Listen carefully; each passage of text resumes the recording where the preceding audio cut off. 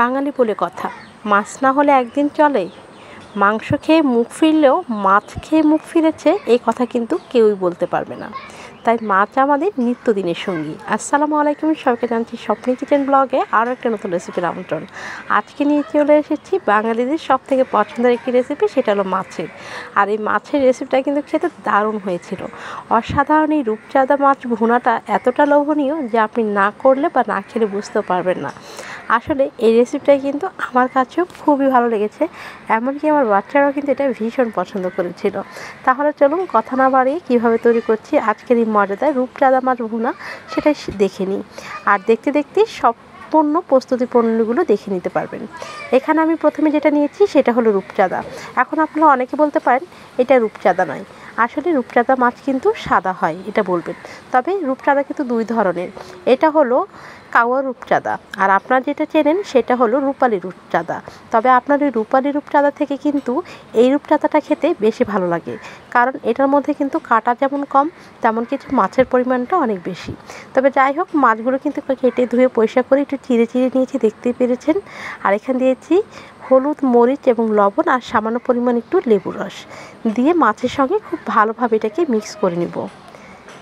আসলে সামুদ্রিক যে কত রকমের মাছ আছে সেটা না দেখলে বিশ্বাস করা যায় না, ঠিক তেমনি কিন্তু এই মাছটা এরকমের। আপনারা হয়তো অনেকে বলতে পারবেন যে এটা রূপচাঁদা না, কিন্তু এটা কিন্তু এক জাতের রূপচাঁদা। তবে রূপচাঁদা দুই ধরনের বলে হয়তো বা একটা আপনি চেনেন আর একটা চেনেন, আর যারা চেনেন তারা তো অবশ্যই বলতে পারবেন। তবে আপনাদের ক্ষেত্রে যদি অন্য কোনো নাম থাকে সেটাও কিন্তু জানাতে পারেন যে এটাকে কী মাছ বলে। তবে যাই হোক, এখন মাছগুলোকে ভাজতে চলে আসলাম। আর এখানে একটি প্রাইভেট কড়াই বসিয়ে দিয়ে পর্যাপ্ত পরিমাণ তেল দিয়ে দিয়েছি। আমি একটু তেলটা বেশি দিয়েছি, কারণ মাছ ভাজা তেল দিয়ে কিন্তু মাছটা রান্না করব। এখন মাছগুলো সুন্দর করে একটা একটা করে বসিয়ে দিয়েছি। আর একটা পিঠ যখন হালকা লাল হয়ে আসবে তখনই মাছগুলোকে এখানে উল্টে দিব। বেশি ভাজবো না, একটু হালকা লাল করে ভেজে নিলেই কিন্তু হয়ে যাবে। যখনই মাছগুলো ভাজা হয়ে যাবে তখনই মাছগুলোকে সুন্দর করে তুলে নিচ্ছি। এই মাছটাও আমি তুলে নিচ্ছি, কারণ এটাও কিন্তু ভাজা হয়ে গেছে।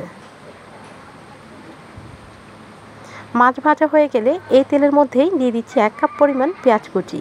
পেঁয়াজটাকে খুব ভালোভাবে লাল লাল করে ভেজে নিতে হবে। অবশ্যই কিন্তু এটা ফলো করবেন, পেঁয়াজটা কোনোভাবেই হালকা ভাজবেন না, সম্পূর্ণ লাল লাল করে ভেজে নিতে হবে।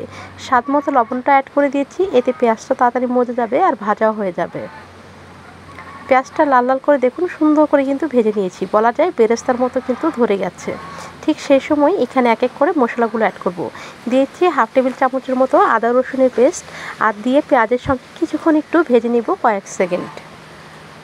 এরকম ভাজা হয়ে গেলে তারপর এখানে এক এক করে বাকি গুঁড়া মশলাগুলো অ্যাড করছি। দিয়ে দিচ্ছি এখানে 1 টেবিল চামচের থেকে একটু বেশি মরিচের গুঁড়া, দিয়ে দিচ্ছি এখানে 1/2 চা চামচ হলুদের গুঁড়া এবং 1/2 চা চামচ ধনিয়া এবং 1/2 চা চামচ জিরার গুঁড়া। ঝালটা এখানে একটু বেশি দিলে সবথেকে বেশি ভালো লাগে, তবে আপনাদের পছন্দ মতো আপনারা এখানে ঝালটা অ্যাড করবেন। তারপর হালকা কয়েক সেকেন্ড আমি তেলের সঙ্গে মশলাটা ভেজে নিয়েছি, তারপর দিয়েছি সামান্য পরিমাণ পানি। তেলের সঙ্গে আগে যদি আপনি মরিচ হলুদটা ভেজে নেন এতে কিন্তু তরকারি কালারটা খুব ভালো আসে, তাই চেষ্টা করবেন এভাবে একটু ভেজে নিতে। পানি দিয়ে মশলাটাকে ভালোভাবে একটু কষিয়ে নিচ্ছি। আর ঢাকনা খুলে দেখুন মশলাটা কিন্তু খুব সুন্দরভাবে কষানো হয়ে গেছে। এখন যখন ভালোভাবে কষানো হয়ে যাবে তখন এখানে আমি মাছটা দিয়ে দিচ্ছি। মাছের সঙ্গে পানিটা অ্যাড করে দিচ্ছি, দিয়ে এবার মশলার সঙ্গে মাছটা খুব সুন্দরভাবে বসিয়ে দিচ্ছি। মাছটা খুব ভালোভাবে বসানো হয়ে গেলে আমি এখানে আর একটু পানি দিয়ে দিব, যেন মাছটা খুব ভালোভাবে সেদ্ধ হয় আর মশলাটাও খুব ভালোভাবে মাছের ভিতর ঢুকে যায়। এই পর্যায়ে এখানে 3-4টা কাঁচামরিচ এখানে দিয়ে দিচ্ছি। ঢাকনা দিয়ে ঢেকে অপেক্ষা করছি কিছুক্ষণ। 4 থেকে 5 মিনিট অপেক্ষা করার পর দেখুন ঝোলটা কিন্তু অনেকটাই ঘন হয়ে এসেছে, আর এই পর্যায়ে কিন্তু মাছটাও প্রায় হয়ে এসেছে। তা আমি একটু নেড়েচেড়ে দিলাম, দিয়ে উপরে কিছু ধনেপাতা অ্যাড করে দিচ্ছি। তবে ধনেপাতাটা দিলে খুব ভালো লাগে, এটা হলো বিলাতি ধনেপাতা, আপনাদের কাছে দেশি ধনেপাতা থাকলে সেটাও দিতে পারেন। এই পর্যায়ে কিন্তু আমার মাছটা রান্না করা একদম কমপ্লিট, দেখতেই পাচ্ছেন ঝোলটা কিন্তু একদম টেনে একদম ভুনা ভুনা হয়ে গেছে। এই পর্যায়ে আমি মাছটাকে নামিয়ে নিব। আর দেখুন কতটা লোভনীয় এবং কতটা সুন্দর লাগছে দেখতে, যেমন কালারটা এত সুন্দর এসেছে, খেতেও কিন্তু এই মাছটা অনেক মজা হয়েছিল। আপনারাও কিন্তু চাইলে এইভাবে কিন্তু বাসায় ট্রাই করতে পারেন। আমার মনে হয় এই রেসিপিটা আপনাদের কাছে অনেক অনেক ভালো লেগেছে। আর রেসিপিটা ভালো লাগলে অবশ্যই সেটা কমেন্টে জানাবেন। আর চ্যানেলে নতুন হয়ে থাকলে চ্যানেলটা কিন্তু সাবস্ক্রাইব করে চ্যানেলের পাশে থাকবেন। পাশে থাকা বেল আইকনটা বাজিয়ে দিয়ে নোটিফিকেশন অন করে দেবেন, সেক্ষেত্রে কিন্তু স্বপ্নি কিচেন ব্লগের এরকম নতুন নতুন রেসিপিগুলো সবার আগে আপনার আপনার কাছে পৌঁছে যাবে।